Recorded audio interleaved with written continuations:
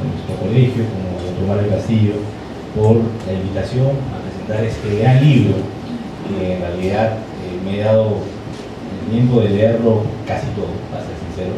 Hay algunas partes que ya no puedo leerlo por el poco tiempo que se nos da, porque el libro salió calentito, la primera limpieza nos han dado hace pocos días. Sin embargo, de todo lo que he leído, me parece que el libro es muy bueno. Es muy bueno, y para quien no está habituado a ver temas de arbitraje le va a interesar, y para los que ya estamos habituados a ver temas de arbitraje le va a gustar, porque le va a sumar mucho más a la discusión y a enriquecer definitivamente las cosas que uno puede ver desde diferentes puntos de vista. Cabe indicar, es un tema que sí me pareció interesantísimo ver, que lo que se evidencia es que el arbitraje definitivamente no es algo simple, no es algo fácil. Claro, si uno dice, ¿qué es el arbitraje? Es un mecanismo heteropositivo de solución de controversias. Suena una definición simple, ¿no? Un tercero va a resolver una controversia. Facilísimo. Pero ahí vienen las preguntas. ¿Y cómo llego al arbitraje? Que hay una lista oficial de árbitros, como hay jueces, hay una sede donde me tengo que ir y presentar mi inicio de arbitraje, tengo que ir directo contra otra parte, a un centro de arbitraje, a cuál centro de arbitraje voy, qué es lo que tengo que hacer para iniciar un arbitraje. Y definitivamente lo primero que tengo que hacer, antes inclusive que surja una controversia, o ya surgiera la misma en algunos casos, para ir a un arbitraje, es celebrar un convenio arbitral. Sin convenio arbitral no puede haber arbitraje. Entonces esa es la piedra angular justamente por eso, porque es el inicio de todo esto de acá. Cabe indicar además también, que me pareció muy interesante del libro, que hay por ahí ciertos autores españoles, que hay un tema que en el Perú durante mucho tiempo, nuestras leyes de arbitraje eran un reflejo, en gran medida, de las leyes arbitrales españolas. En España sale el Código de Procedimientos Civiles, donde incluyen la regulación de arbitraje, y en Perú, años después, sale en el Código de Procedimientos Civiles también la regulación de arbitraje. Luego en España se modifica y se introduce esto dentro del Código Civil, y en Perú también en 1984 regulamos el tema de arbitraje en el Código Civil, aunque de una manera también ya bastante superada en la doctrina, pero donde teníamos dos pactos que tenían que cumplirse para llegar al arbitraje: la cláusula compromisoria y el compromiso arbitral. Eso ya ha sido superado totalmente, y ahora solo tenemos que celebrar un solo acuerdo, que es el convenio arbitral. Es el único que tenemos que celebrar para llegar al arbitraje. Pero esto es una evolución, ¿no? Y justamente lo que se ve en el artículo, que con puntos de vista de diferentes lugares, diferentes doctrinas, diferentes leyes, que esto va evolucionando, va cambiando, y a veces puede ser un poco cíclico, porque vamos a ver, por ejemplo, sobre la naturaleza de qué es el arbitraje, o el convenio arbitral, o de la relación con las partes, que algunos van a decir, la gran mayoría actualmente, que es un contrato, es una relación privada. Pero va a haber otros que digan, pero no tiene un componente público. ¿Cómo puede ser que un árbitro que va a reemplazar al juez en resolver una controversia y que va a emitir un veredicto que tenga fuerza obligatoria, y además que tiene la misma fuerza que una sentencia, no tenga ningún componente público? Algún componente público debe tener, tal vez sí, tal vez no. Luego surge claramente lo que dicen, pero para solucionar y no tomar posición, digamos que es mixta, tiene de los dos lados, todos felices. No, porque ¿qué parte tiene de qué? ¿En qué parte es privada? ¿En qué parte es pública? De ser el caso. ¿Y qué se aplica? ¿Qué principios? Principios de doble instancia, porque hacer público es como si fuese una suerte de jurisdicción, se aplican ciertos principios, otros sí, otros no, el tema se vuelve mucho más complejo. Entonces, si seguimos avanzando, luego vamos a seguir cosas que harán que el tema es aún más complejo, porque vamos a tener diferentes tipos de arbitraje. Tenemos arbitrajes ad hoc institucional. Ad hoc, tengo que verlo directamente con mi parte, designar a mi árbitro, conformar de cero un arbitraje. Institucional, me tengo que ir a un centro de arbitraje que tiene su propio reglamento, su propia lista de árbitros, su propia tabla de aranceles, y cada centro de arbitraje puede ser un mundo distinto muchas veces. Tengo que ver además si estoy en un arbitraje nacional, internacional, de inversiones. Hay diferentes cosas que vamos a ver, si es un arbitraje privado, público, administrativo, expropiación. Entonces vamos a ver que hay diferentes cosas que se van a dar. Y justamente esta ley lo que nos hace ver es eso, este libro nos hace ver eso, que hay muchas cosas que evaluar cuando vamos a irnos a un arbitraje en concreto, que hay que comenzar a determinar qué ley se aplica, si la ley peruana, no ley peruana, siendo la ley peruana, si se aplica solamente, por ejemplo, si es un tema con el que viene del Estado, si es una relación pública, si es una relación público-privada, si es una concesión, si es una expropiación, diferentes cosas que se pueden dar donde interviene el Estado. El Estado no solo y únicamente interviene en Perú en arbitrajes de contratación pública, interviene en muchos otros tipos de arbitrajes donde justamente se van a dar. Entonces, en ese contexto yo creo que en realidad esta ley, esta justamente coincido con Fabiola cuando decía, este libro te ayuda a poder ver diferentes puntos de vista que definitivamente ayuda a reflexionar sobre problemas que en la realidad se presentan. Eso es definitivo. Sin embargo, un tema adicional que vamos a ver definitivamente en el libro planteado en diferentes artículos es sobre el tema, en uno en particular, sobre las cláusulas patológicas. ¿Qué son las cláusulas patológicas? ¿Por qué se presentan las cláusulas patológicas? Lo que pasa simplemente que es verdad, como viene Eduardo y también lo desarrolló el director, un convenio arbitral depende de la voluntad de las partes. Las partes tienen que tener la voluntad de querer ir a un arbitraje y suscriben o por lo menos celebran un convenio arbitral que no necesariamente esté suscrito, pero tienen que dar la formalidad de que hay un intercambio de voluntades que pueda quedar en un lugar que se pueda realizar. Esto es según esta ley de arbitraje. No todas las leyes de arbitraje regulan exactamente igual que es un convenio arbitral. Puede ser parecido, pero no es igual. Y ahí viene justamente la diferencia de determinar cuál es la ley aplicable. Sin embargo, ¿qué puede pasar? Que en el ánimo de celebrar un convenio arbitral, y justamente normalmente en los contratos, cuando uno está celebrando ese contrato, dice hay que incluir una cláusula de solución de controversias que tenga una cláusula arbitral. Perfecto. Y la verdad es que en la gran mayoría de casos, lamentablemente, esa cláusula arbitral simplemente lo que se hace es copiar y pegar de otro contrato. Y no se revisa la pertinencia de la cláusula para el tema en concreto que se está viendo. Por ejemplo, a mí me ha tocado ver contratos entre los privados, una constructora con un proveedor, donde dicen que el arbitraje va a ser si hay. Donde obviamente, ahí a un tema de inversiones, donde tiene que ver el Estado como inversionista extranjero, no se puede ir definitivamente entre los privados. También he visto casos arbitrales donde dicen que se van a someter al Sistema Nacional de Arbitraje del Organismo Supervisor de Contrataciones del Estado, SNAOC. Tampoco, son dos privados, no puede ser. Clarísimo que se copió y se pegó. ¿Qué hacemos en esos casos? Claramente es una cláusula patológica, hay una patología. ¿Cómo la soluciono? Bueno, para esto, como lo que dijo Víctor Celizante, no hay que inventar la pólvora, ¿no? Ya está, en muchos países ya se han superado estos problemas. Y tanto es así que justamente por este tema causístico que se ha presentado durante muchos años en el Perú, que estamos viendo temas de arbitraje con este boom que hubo hace ya más de 10 años, desde el año 90, tanto cuando sale la ley de contrataciones, que incluye la obligatoriedad del arbitraje en ese tipo de contratos, a partir de ahí en adelante comienza a haber un boom de arbitraje en el Perú. Cuando surge todo esto de acá, ¿qué es lo que sucede? Que se comienza a ver que hay problemas y nuestra ley de arbitraje actual ya subsana muchos de estos temas y trata de poner soluciones.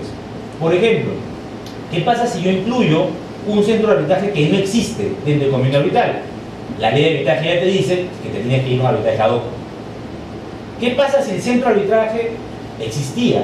Tal vez existe, pero cuando voy se niega a ver el arbitraje o no puede ver el arbitraje. ¿Qué hago? También me voy a un arbitraje ad hoc. ¿Qué pasa si no pacto número de árbitros? ¿Qué pasa si hay una serie de cuestiones que yo no puedo determinar y no determino dentro del convenio arbitral debiéndolo hacer? ¿Qué sucede en esos casos? Ya hay una regulación en la mayoría de los temas patológicos que nos ayudan a ver una salida. Sin embargo, aún así, lamentablemente, hay muchas patologías que se van a presentar que son subsistentes a la naturaleza misma del convenio arbitral, que van a hacer realmente que ese convenio arbitral pueda ser inválido o considerado no eficaz. Para dar un ejemplo, hay convenios arbitrales antiguos que se recomienda no hacer, pero que convenios arbitrales que se establecían que los árbitros ya estaban listados dentro del convenio arbitral. Entonces se decía que en caso de controversias se tenía que ir hacia cualquiera de los árbitros listados en ese convenio arbitral, y habían 10 notables, respetables abogados que estaban en esa lista. Esos convenios arbitrales en algunos casos eran estatutarios, de un estatuto de una empresa, y por ejemplo fue suscrito, digamos, en el año 70. Al día de hoy, año 2019, lamentablemente muchas de esas personas que en ese tiempo eran muy notables, muy reconocidas, no van a poder ejercer la labor de árbitro. Entonces, ¿qué hacemos? ¿A quién designamos como árbitro? Porque la voluntad de las partes era el arbitraje solo y únicamente con esos árbitros. Entonces, ahí se presenta un principio que, si bien no está recogido en la ley, se llama el principio pro arbitrio, que es pro arbitraje, es tratar de interpretar las cosas de tal manera que podamos ir al arbitraje. Se considera que en ese caso, ese pacto específico de querer determinar cómo se designan los árbitros es un elemento no esencial del convenio arbitral, y por lo tanto puede ser subsanado aplicando otro procedimiento suplementario, supletorio, que establezca la ley de arbitraje. En este caso es que las partes designen al árbitro, y si no hay número de árbitros se determinará si es 1 o 3 y la forma como designar. Entonces, hay una forma como salir. Pero ahora vamos a un problema mucho más importante. ¿Qué pasa si las partes establecen en condicional? En caso de sufrir controversias, las partes podrían ir al arbitraje o a la vía judicial según la elección de las partes. Surge una controversia, ¿y a dónde me voy? ¿Ya existe un convenio arbitral? ¿Ya hay una voluntad real de querer un arbitraje? Aparentemente no. Ahí sí tenemos un tema sustancial del convenio arbitral, que es la voluntad de querer arbitraje de manera clara, evitar ir al Poder Judicial. En esos casos, probablemente no podamos ir a un arbitraje. Pero ahí viene un tema muy particular. ¿Quién debe resolver si efectivamente se debe ir o no a un arbitraje? ¿Quién es el llamado a determinar que es competente o no para ver eso un árbitro? Justamente acá surge un principio muy interesante, que es el principio de competencia-competencia, que determina que el competente para determinar si es competente o no es el propio árbitro. Entonces, ¿qué? ¿Voy a tener que iniciar un arbitraje para que el árbitro diga no soy competente? Suena un poco paradigmático. ¿Y qué pasa si inicia un proceso judicial? Si inicia el proceso judicial, el juez, de acuerdo a la excepción de convenio arbitral, va a tener que decir no soy competente. Bueno, eso depende. ¿Depende de qué? Depende de la interpretación del juez si esa cláusula arbitral patológica es manifiestamente nula o no. Porque la excepción es esa. El juez no debe ver ningún tema que esté sometido a arbitraje en un convenio arbitral, salvo que la cláusula arbitral sea manifiestamente nula. Si es manifiestamente nula, ahí el juez sí puede decir, mira, es clarísimo que acá no hay una voluntad de arbitraje, me mantengo yo en la justicia. Solo y únicamente ese caso. Ahora, claro, obviamente la interpretación debe ser restrictiva, porque si no, de lo contrario, abrimos la puerta a ir a la vía donde las partes justamente no querían ir, que es la vía judicial. Solamente, en realidad estoy tratando de hacer lo más breve posible, porque en realidad los que me precedieron han tocado prácticamente todos los temas que yo también quería tocar. Solo hay un tema que me quedó en el tintero y que me pareció muy interesante, que es el tema de los arbitrajes institucionales. Un arbitraje institucional es aquel arbitraje en el cual las partes se someten a un centro de arbitraje particular que normalmente tiene su propio reglamento, su propia sede, sus secretarios, sus organismos, sus órganos administrativos, funcionales, su tabla de aranceles, y tiene toda una serie de cosas que ayudan a que el arbitraje sea mucho más predictible, porque ya sabemos cómo va a ser ese arbitraje. Cabe indicar que, aunque actualmente la mayoría sataniza el arbitraje ad hoc, pero el arbitraje ad hoc no es malo. O sea, no es que sea peor o mejor que el arbitraje institucional. Cada uno tiene sus ventajas comparativas. Sin embargo, sí es verdad, no puedo negarlo, que una de las ventajas comparativas que tiene un arbitraje institucional es que normalmente te da un modelo de cláusula arbitral que tú puedes tomar y reproducir en tu contrato, por lo cual podrías evitar justamente esas patologías. Claro, esa cláusula es muy simple. Nos sometemos a la administración y reglamento del centro de arbitraje de la Cámara de no sé dónde. En caso de surgir cualquier controversia, las partes seguiríamos un arbitraje de acuerdo a ese reglamento y temas por el estilo. 2, 3 párrafos. Y alguien podrá decir, pero ¿y dónde está todo lo demás que debemos regular o debemos saber sobre el arbitraje? Tipo de arbitraje, cantidad de árbitros, el tema de la sede, el idioma, todo eso ya está regulado en el reglamento. ya está en el reglamento. Por eso la cláusula es muy simple, porque ya al someterte a ese centro de arbitraje, al someter ese reglamento, ya te sometiste a esas reglas y obviamente tienes que conocer. Ya, tienes que conocerlo porque lo contrario te estás sometiendo a algo que también no sepas y luego vas a renegar por eso.